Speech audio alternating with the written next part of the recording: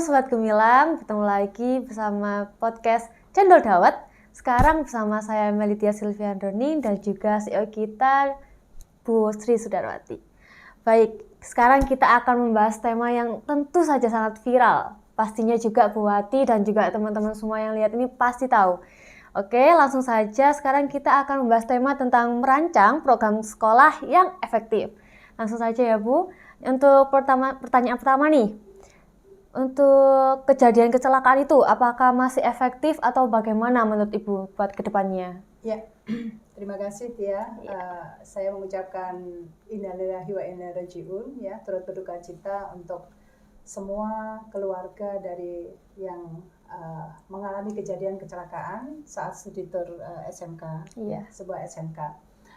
Saya ingin berbicara di sini sebagai kapasitas sebagai individu dan juga pengamat pendidikan, dan saya memang sudah membangun banyak sekali SDM guru di daerah-daerah, terutama SMK ya, di mana untuk efektivitas program-program unggulan, saya katakan unggulan ya, seperti studi tour itu sudah bagus ya, bagus sekali. Bagus. Kemudian kadang-kadang sekolah juga mengadakan company visit ya, kemudian ada table manner, mendatangkan guru praktisi ya, dan macam-macam, itu bagus banget. Artinya di sini tinggal bagaimana sih kita mengelola efektivitas kegiatan-kegiatan yang menuju kepada peningkatan SDM. Studi tour saya maknai selama ini karena saya punya juga anak-anak yang sering juga ya melakukan studi tour itu bukan hanya sekedar jalan-jalan gitu loh, tetapi harus ada tujuan-tujuan utama ya, misalnya mengunjungi peninggalan sejarah gitu, sebuah candi, sebuah apa gitu ya, nilai-nilai sejarah yang memang itu perlu dilihat langsung, disentuh langsung. Mereka tahu candi itu dulu dibangunnya seperti itu, dan kemudian dijelaskan gitu. Kalau kita mengunjungi Candi Prambanan, apa saja sih yang ada di situ gitu. Nah itu satu hal yang pasti dari studi tour itu adalah mendapatkan studi atau kajian itu langsung melihat gitu dan menyentuh. Tapi di era digital, Tia, itu ada yang menarik. Sebetulnya untuk meminimais risiko, Bapak Ibu, itu studi tour tidak harus yang on the spot datang, ya, kita bisa juga digital kan begitu. Jadi memberikan mungkin wawasan atau pengetahuan dengan sistem digitalisasi ini loh. Ada misalnya makam bersejarah raja-raja ya, bisa di show up di film-film durasi pendek. Saya rasa itu. Lalu menurut Ibu bagaimana tujuan pembelajaran sekolah yang efektivitas?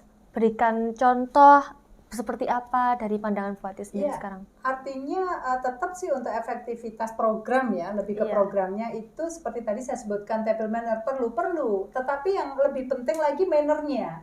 Selama ini mohon maaf saya sering mengalami banyak sekolah mengadakan table manner karena menunya beda gitu ya, bukan mannernya gitu.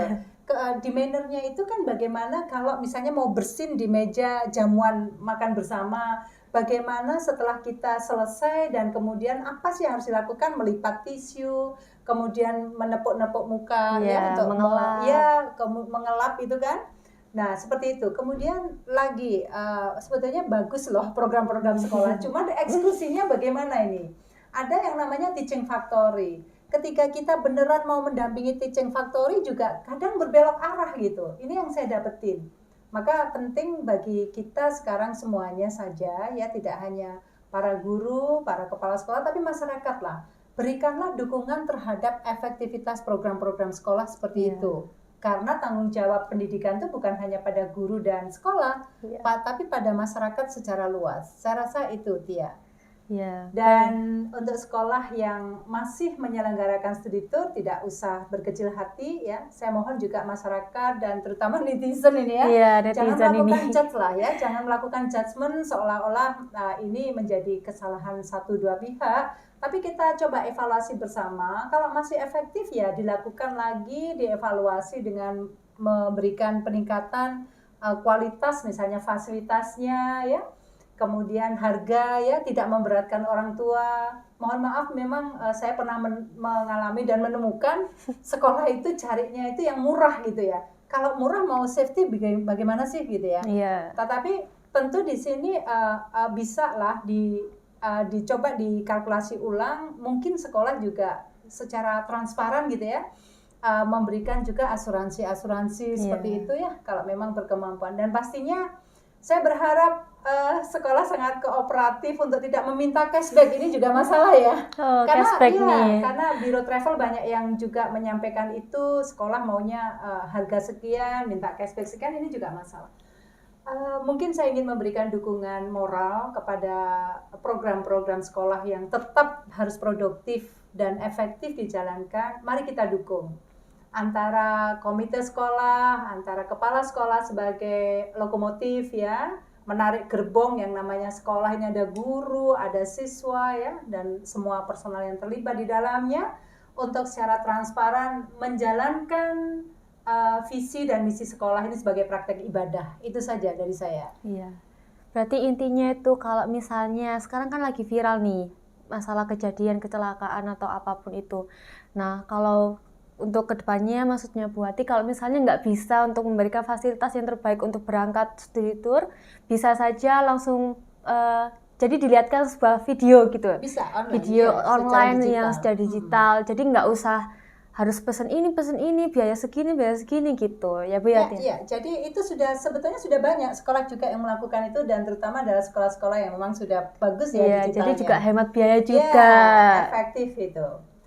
Ya, saya rasa semoga obrolan kita bermanfaat ya bagi sekolah, karena sekali lagi kita nggak usah cari kambing hitamnya ya, kita semuanya adalah orang-orang yang mau belajar dari semua kejadian. Kita juga turut berduka cita atas kejadian yang sekarang lagi viral ini buat SMK itu Bu ya. Iya, oke. Oke, terima kasih buat podcast kali ini. Sampai di sini ya Bu Wati ya. Semoga memberikan bermanfaat untuk yang sedang menonton juga, untuk para guru-guru kedepannya bisa lebih difikirkan lagi bagaimana untuk ya intinya biar masalah gitu Bu ya. Iya, kita bisa meminimalisir masalah. Betul. Sekian, terima kasih. Bye. Terima kasih.